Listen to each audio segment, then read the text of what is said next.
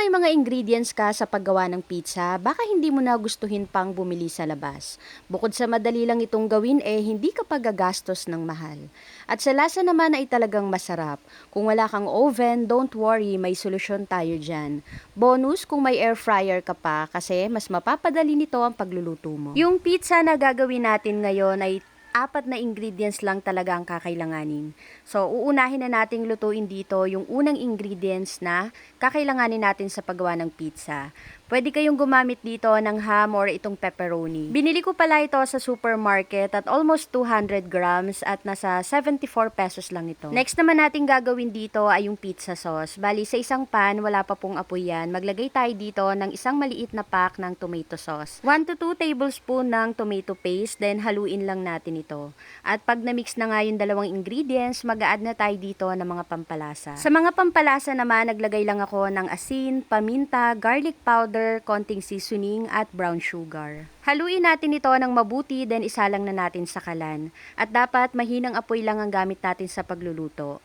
At pag napansin nyo nga na uminit na or medyo umuusok na, okay na po yan. Ahunin na natin sa kalan. Bali, yung apat na ingredients na kakailanganin natin ay yung tinapay, yung pepperoni na niluto natin kanina, pizza sauce at cheese. At kung wala kang ang oven, ito yung isa pang paraan ng pagluluto ng ating pizza dito sa kawali.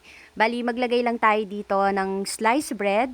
Then, lalagyan natin ito ng pizza sauce na ginawa natin kanina. At dalawang klaseng cheese pala yung ilalagay ko dito. Una, yung mozzarella cheese. Then, maglalagay pa ako dito ng quick melt cheese. Pero kung wala naman po kayo ng mga ganyang klaseng cheese, kahit na anong gusto nyong cheese or kung anong cheese yung available sa inyo, ay pwedeng-pwede nyong gamitin dito. At sa toppings naman, mag-a-add lang ako dito ng maraming pepperoni. Takpan natin ito at lutuin sa mahinang apoy. At habang naghihintay nga tayong maluto yung pizza na nakasalang sa kawali, gawa naman tayo ng pizza toast. 2 layers yung gagawin ko at lulutuin ko ito sa air fryer. At makalipas nga ang ilang minuto, binalikan ko na rin yung niluluto ko sa kawali. At ayan, nagme-melt na rin yung cheese, so okay na po yan. At yung sa air fryer, luto na rin. 10 minutes ko pala itong niluto for 160 degrees. At dahil marami nga kami dito sa bahay, so nagluto pa uli ako.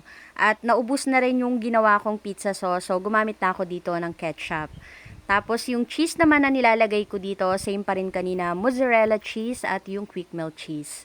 Then sa toppings, ganun pa rin, pepperoni yung nilagay ko. And ready to serve na ang ating napakasarap na pizza. 4 ingredients lang yan, pero promise, sobrang sarap at umaapaw yung cheese.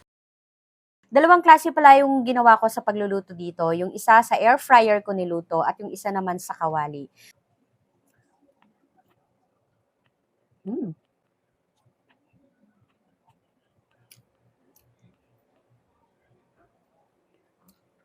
Daming cheese.